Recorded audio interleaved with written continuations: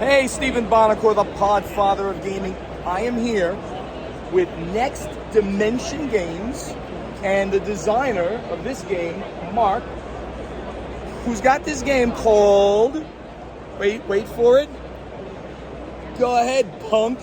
I mean, with a name like that, there better be some fighting and things like that going on. Is that right? Yeah, there is combat. It's a hidden movement game with combat. Really? Okay, so I'm gonna go change this shot to go over to the board. Hopefully it will allow me to do that. Sometimes it doesn't. No, of course it's not, so I'm gonna do it this way instead. Here we go. I'll pivot us down, and you're gonna take me through how this game is actually working, because it looks really interesting. So give me an overview of what's going on here. Okay. So, this is a map of 1970s San Francisco, and what we have is a hidden movement game where there is a sniper loose in the city. In order to win as the sniper, you have to complete 3 hits at any of these hit locations dotted around the city. So once you have completed your 3 hits, wherever they may be, you then need to escape from one of the 4 port locations in the city in order to win the game. If you're playing the cops, you simply have to take down the sniper. So,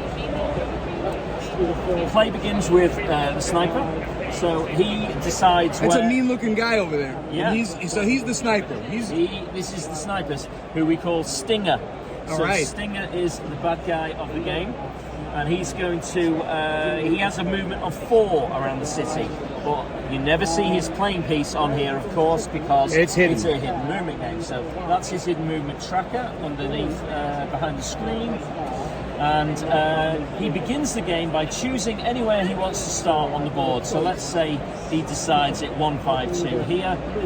He then draws a key, because all the hit locations, or most of them, have a janitor key for the given location, and you can't access the location for a hit unless you can access the building. So you need a janitor key. So after choosing his starting location, he then draws a card. So in this particular case, it would be Strawberry Hill. So Strawberry Hill is over here. So he's okay. I've got to get over there. So he's got his first key to get himself going with.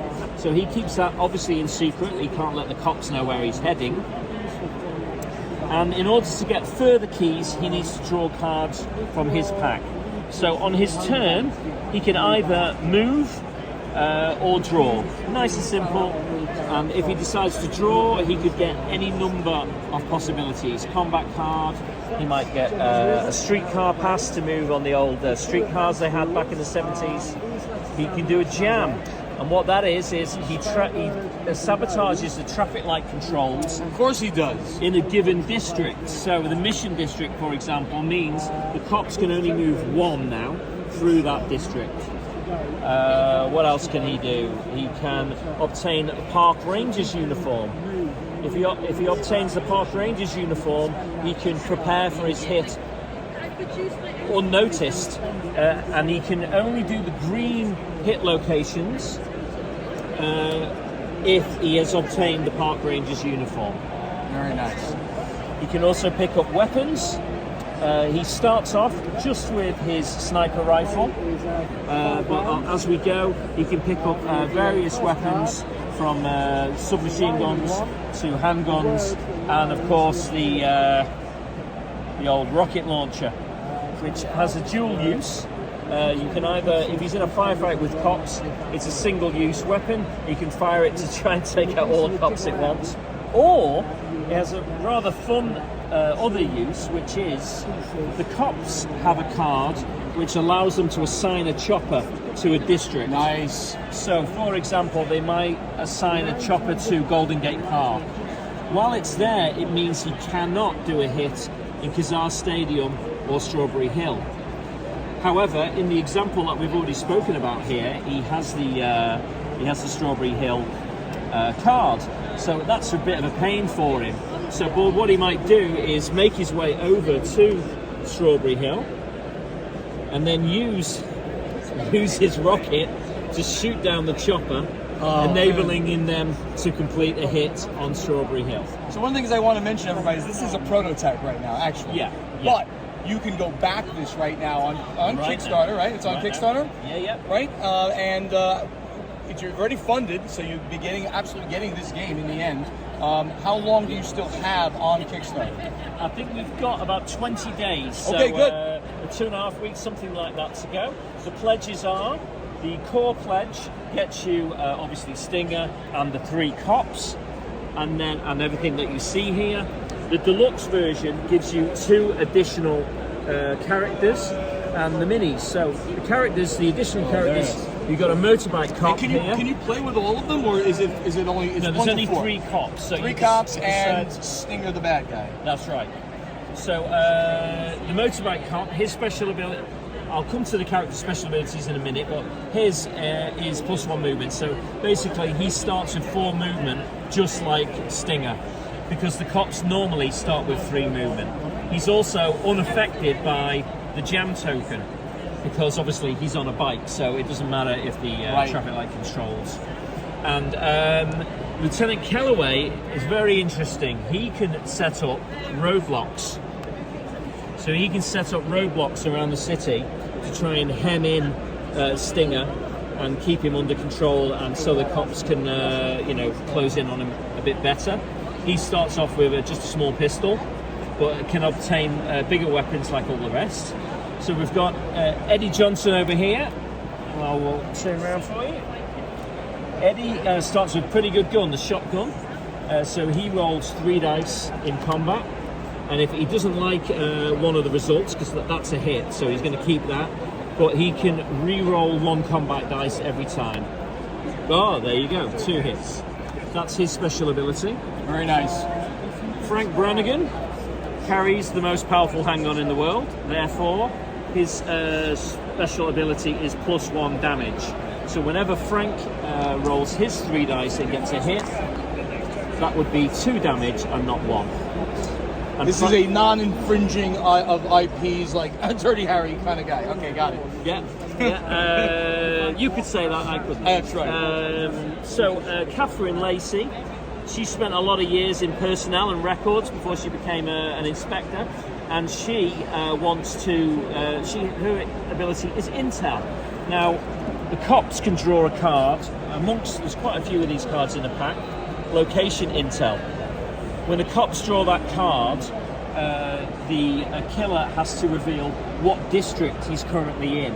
However, if Catherine draws it, he has to reveal exactly where he is, because that's her special ability of intel. The Stinger doesn't have any special abilities as such, apart from strength and training, because of his military background. So he actually starts off with 10 health, and all the other cops start off with 5. There's no player elimination in the game. So You go to the ER. yeah. If you're So if a cop is hurt. if a cop is reduced to there, in the case of Catherine, wherever she is, can't find her. There she is. If she was having a fight with Stinger, so I don't know, over here, she would then have to go to the nearest ER to heal 2 spaces. And she has the choice to come straight back out, or she can stay another turn for another 2. very good. So what's the end game conditions? Right, end game. So the killer has to complete 3 hits somewhere around the city. Let's say that he's completed all 3. Where's our other hit token? I can't find it. It doesn't matter. There it is. There you go. So he's completed all 3 around the city. Now, in order to win the game, he needs to escape from one of these 4 port locations. The cops, if they know what they're doing, will be aware that he's nearly at a position where he could win, and they will start being a bit more careful with where they're not going to end up going over there. They're going to start being a bit more careful. They're going to draw back to near the ports to try and stop him from escaping. Now, you might be thinking, well, why don't they just sit on the ports, because they can't. You can't think. Well, the reason being, of course, there are 4 ports but only 3 cops. But that is a strategy that you can employ, because obviously if you do that, you know for a fact. In fact, that's Stinger. He shouldn't be there. Where's the? I don't know. I'll grab another one. I'll grab another cop. Let's put him There on. we go. If you do that, then of course you know that Stinger has to be coming through this direction. Sure. Yeah, if he manages to escape to his hideout on Alcatraz, he wins the game. That's it. It's balanced from a point of view that if anybody has played Fury of Dracula, that is probably the closest game to this. So I was going to go there and say, you don't know how much I love hidden movement games. Okay. They don't know this. I'm a huge fan of Fury of Dracula. It's one of my 10 rated games. And actually my favorite one these days is Letters from Whitechapel. Yep. You know that one? Yeah. Love that because it removes a lot of the crazy rules in Fury of Dracula. There's a lot of rules in that game. Yeah. But it distills down that hidden movement. So you kind of have that idea here with guns and fighting and things, because you don't really have the guns in Letters from Whitechapel. This is good. What I did was I looked at my favourite hidden movement games and eliminated the things I didn't like. So in Fury of Dracula, a hunter can be killed. Yes. Which is not great if you're the guy sort of watching for the next 2 hours. It's also a very long game. Yes. It's also an extremely complex game. Do you have a stake? Is it day? Is it night? Right. You have to look on a table. With this game, when they find the killer, you roll, he rolls to escape, and then you just park the combat and move on to the next player. And we should mention that this game, it's a 1 to 4 player game, so you can solo this game if you'd like, right? Yep. And it only plays in 60 to 90 minutes, so this is an easy game to get to the table. The rule set's pretty streamlined, pretty straightforward, and the art, I mean, this is... I mean, This is the best. Look how cool this is. My favourite art is that character. I think that is just stunning. Ania is a Polish artist, and she's done our art for us. Yeah. Although I did the board. I'm quite proud did of the you? board. This is version 26 of the board. Of course it is. So, because artists are never Happy. It's never done. Yeah, A game design is never finished, and an artistic piece is never finished. Well, any other final comments? Because I think this is an excellent representation of a hidden movement game, and I want everybody out there who's a fan of mine who knows I love hidden movement games to go check this out on Kickstarter. Any last words, my friend? No. Thanks for watching. 2 weeks to go. 3 pledge levels. Core gives you these the 3 basic cops and the killer. Deluxe version gives you these 2 additional characters and, of course, the miniatures. Oh, you get miniatures if you want them. Yeah. Otherwise, you can happily play with the base pieces. They'll work for you just as well. But And, minis. 1 more pledge level. Catch it if you can. I think there are only 2 left. You can be a bad guy in the game. So we have a card like that. The reason that says, you won't be able to see, but the reason that says placeholder art is because a couple of people have already pledged already to be the guy.